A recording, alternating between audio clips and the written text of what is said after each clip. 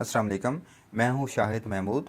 आज हम इस लेक्चर के अंदर बात करेंगे एटॉमिक स्ट्रक्चर के बारे में और पीरियोडिक टेबल के हवाले से।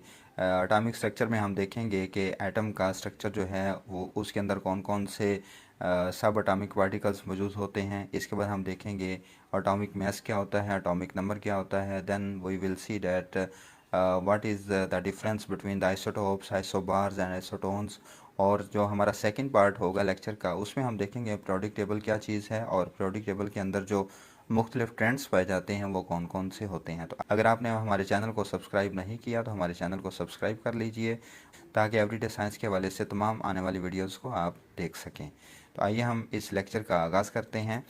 जब भी एटॉमिक स्ट्रक्चर की बात की जाती है तो सबसे जो स्मॉलेस्ट पार्टिकल हमें नज़र आता है किसी भी एलिमेंट के अंदर, वो एटम हमें नज़र आता है। तो एटम की जब हम फर्दर उसकी जब हम एक्सपेरिमेंटेशन की जाती है तो एटम के अंदर मज़ीद 3 सब एटॉमिक पार्टिकल्स मौजूद होते हैं जिनको इलेक्ट्रॉन, प्रोटॉन और न्यूट्रॉन का नाम दिया जाता है। इस डायग्राम के अंदर आप देखें तो ये सेंटर के अंदर जो एलिमेंट्स मौजूद हैं ये प्रोटॉन हैं और न्यूट्रॉन हैं, और ये दोनों मिलकर किसी भी एटम का न्यूक्लियस बनाते हैं।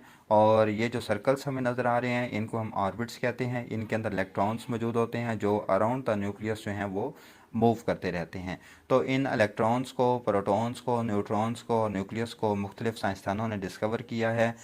जैसा कि न्यूक्लियस को सबसे पहले अर्नस्ट रदरफोर्ड ने 1911 के अंदर इसको डिस्कवर किया। इसके बाद प्रोटॉन्स को गोल्डस्टेन ने 1886 में डिस्कवर किया। And then neutrons was discover by James Chadwick in 1932। और इसके बाद जो इलेक्ट्रॉन्स हैं उनको जे थॉमसन ने 1897 के अंदर डिस्कवर किया। और न्यूक्लियॉन्स जो हैं, न्यूक्लियॉन्स हम जब हम प्रोटॉन और न्यूट्रॉन को एज अ होल लेते हैं तो इसको हम न्यूक्लियॉन का नाम देते हैं। तो ये तमाम जो साइंसदानों के नाम हैं, इनकी जो डिस्कवरी हैं और डिस्कवरी की जो डेट्स हैं, ये तमाम अहमियत की हामिल हैं। आगे हम देखते हैं जो इनके ऊपर चार्जेस होते हैं, प्रोटॉन्स, न्यूट्रॉन्स और इलेक्ट्रॉन्स के ऊपर जो चार्जेस होते हैं, इनका अगर हम रिलेटिव मास देखें तो प्रोटॉन्स और न्यूट्रॉन्स का 1 है और इलेक्ट्रॉन्स का 0.0005 आता है। तो इसमें ये जो रिलेटिव मास है इसके नीचे ये डेफिनेशन मेंशन की गई है। रिलेटिव मास जो है इलेक्ट्रॉन का वो होता है 1/1836 r 0.0000545 of the mass of proton और न्यूट्रॉन। तो इसमें आप देख सकते हैं कि जो इलेक्ट्रॉन का मास है वो इन कंपैरिजन टू प्रोटॉन और न्यूट्रॉन बहुत ज़्यादा कम है। और इसके बाद अगर हम इनके रिलेटिव चार्जेस की बात करें तो प्रोटॉन्स के ऊपर प्लस होता है, +1 होता है। न्यूट्रॉन्स न्यूट्रली चार्ज होते हैं, इनके ऊपर कोई चार्ज नहीं होता। इलेक्ट्रॉन्स के ऊपर -1 आता है।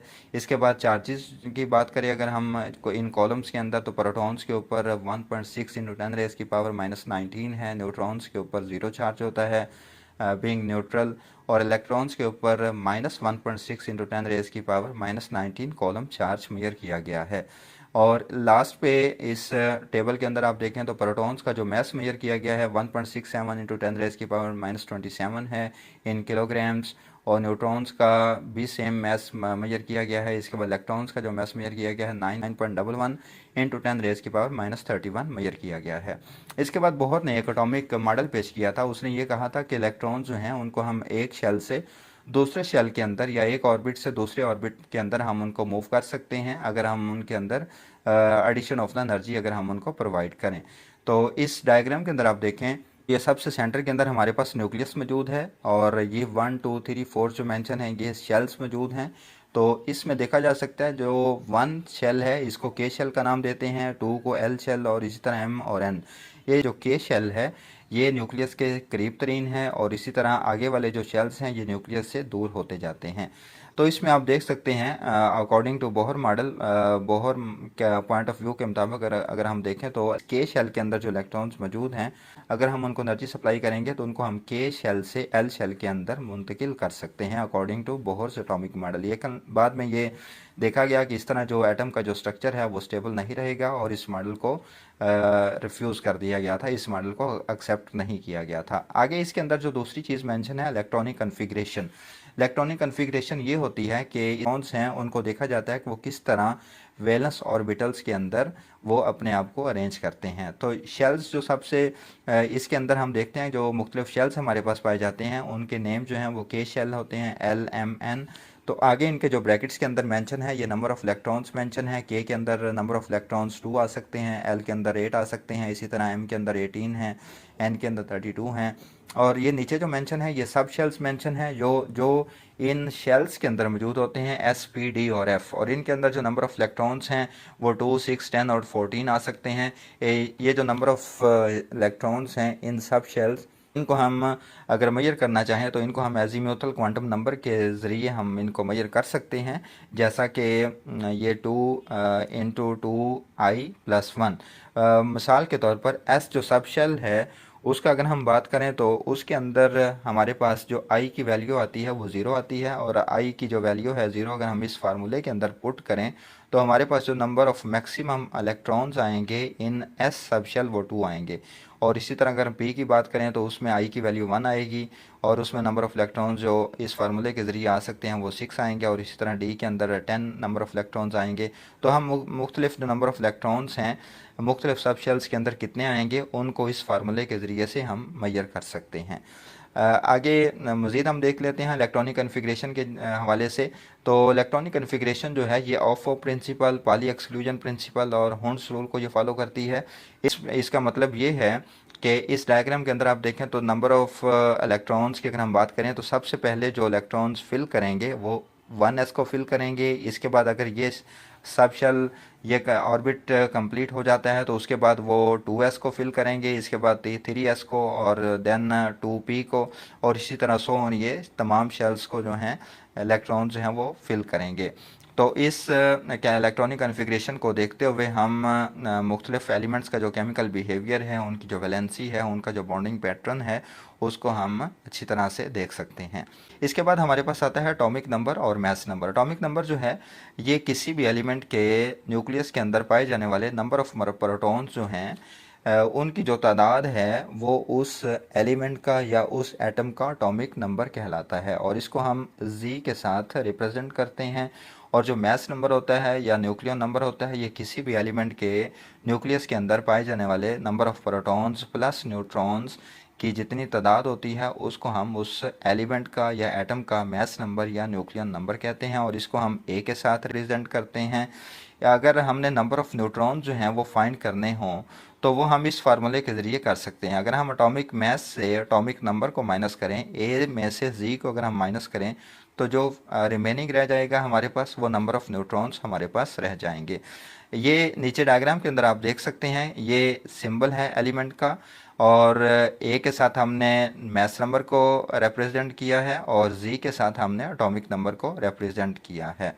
इसके बाद एटॉमिक मास यूनिट आता है हमारे पास। एटॉमिक मास यूनिट ये होता है कि किसी भी एलिमेंट को, एटम को या मालिक्यूल को उसका जो मास रिप्रेजेंट करने के लिए हम जो यूनिट इस्तेमाल करते हैं वो एटॉमिक मास यूनिट होता है और ये किसके बराबर होता है?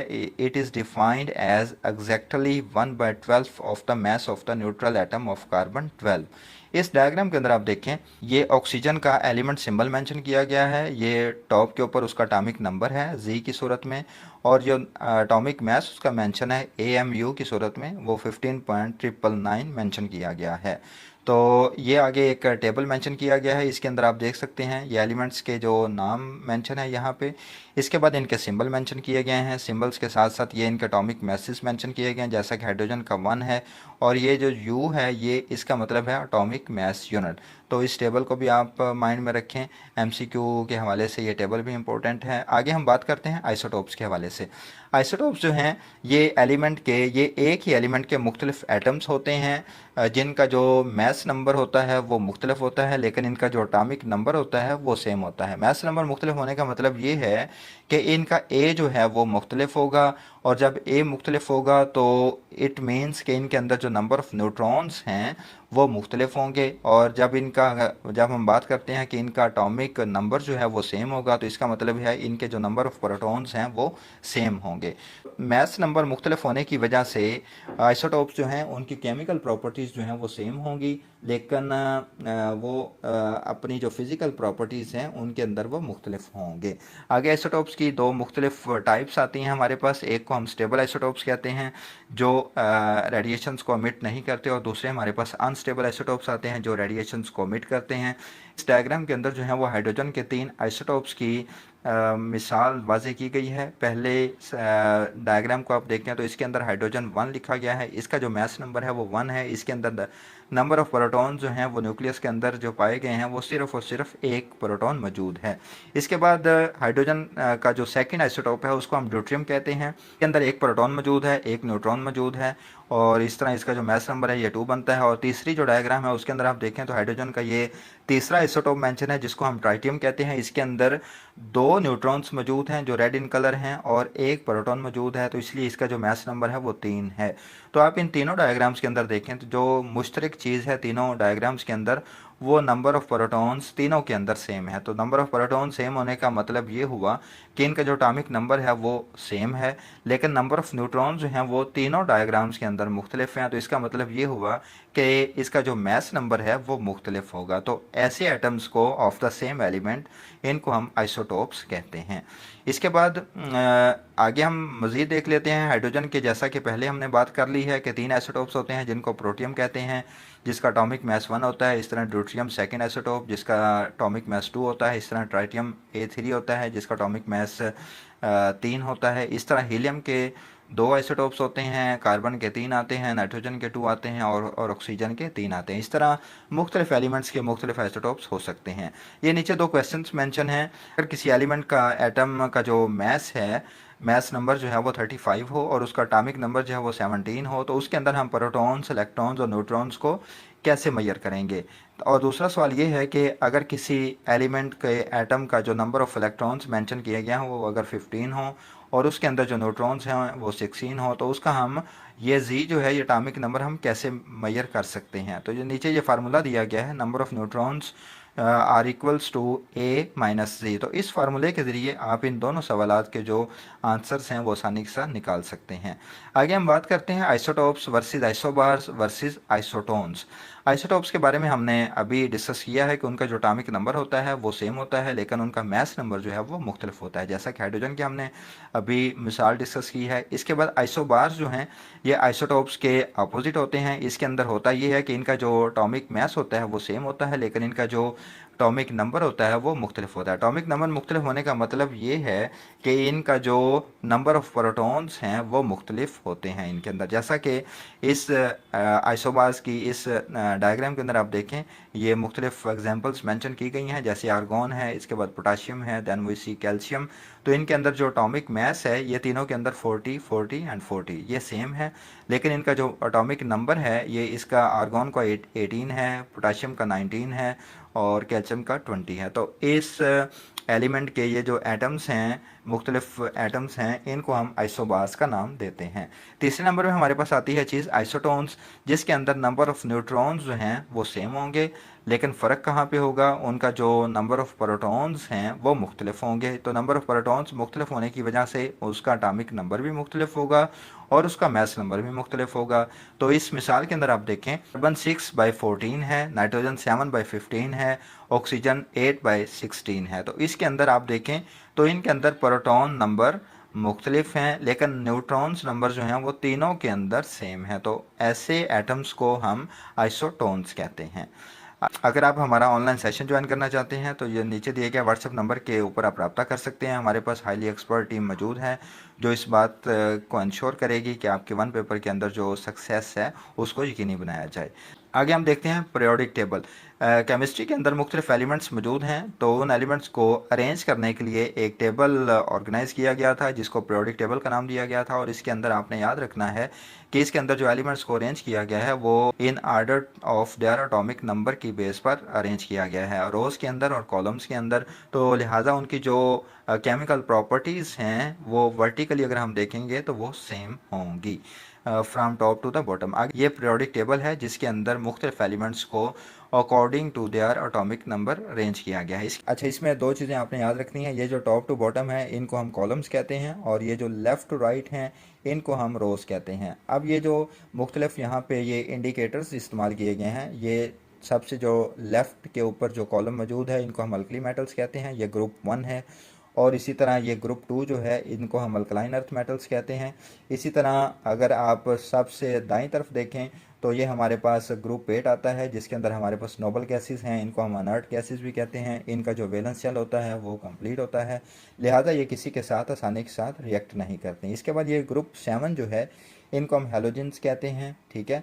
और इसके बाद अगर हम देखें तो ये ग्रीन इन कलर जो हैं ये बेसिक मेटल्स हैं, और ब्लू इन कलर जो हैं ये हमारे पास सेमी मेटल्स हैं। और इसी तरह इनके ऊपर जो ये कार्बन, नाइट्रोजन, ऑक्सीजन, फास्फोरस आ जाती है, सल्फ़र आ जाती है, ये सारी की सारी नॉन मेटल्स हैं। तो पीरियोडिक टेबल के अंदर पाए जाने वाले मुख्तलिफ ट्रेंड्स जो हैं वो कौन कौन से हो सकते हैं। तो सबसे पहले हम देखते हैं आयोनाइजेशन एनर्जी। आयोनाइजेशन एनर्जी के हवाले से अगर हम बात करें तो आयोनाइजेशन एनर्जी हम कहते हैं किसको, आयोनाइजेशन एनर्जी जो है ये मिनिमम अमाउंट ऑफ एनर्जी होती है जो किसी भी एटम के वैलेंस शेल में से इलेक्ट्रॉन को निकालने के लिए इस्तेमाल होती है।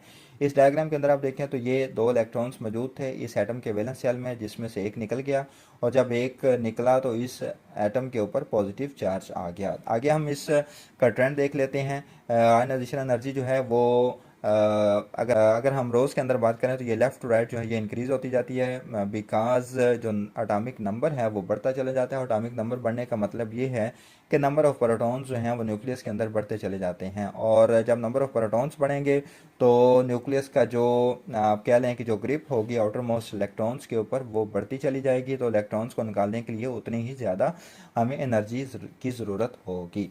तो इसलिए फ्राम लेफ़्ट टू राइट जो है रोज़ के अंदर हम बात करें तो आयनाइजेशन एनर्जी जो है वो बढ़ती चली जाती है। और इस तरह अगर हम ग्रुप्स के अंदर बात करें तो top to bottom ionization energy जो है ये कम होती चली जाती है, because of addition of successive electronic shell. और जब एडिशन होगी इलेक्ट्रॉनिक शेल्स की तो न्यूक्लियस का जो ग्रिप है आउटर मोस्ट इलेक्ट्रॉन्स के ऊपर वो कम होती चली जाएगी। तो लिहाजा आउटर मोस्ट शेल्स में से इलेक्ट्रॉन्स को निकालना उतना ही आसान होता जाएगा जैसे जैसे हम टॉप टू बॉटम मूव करेंगे।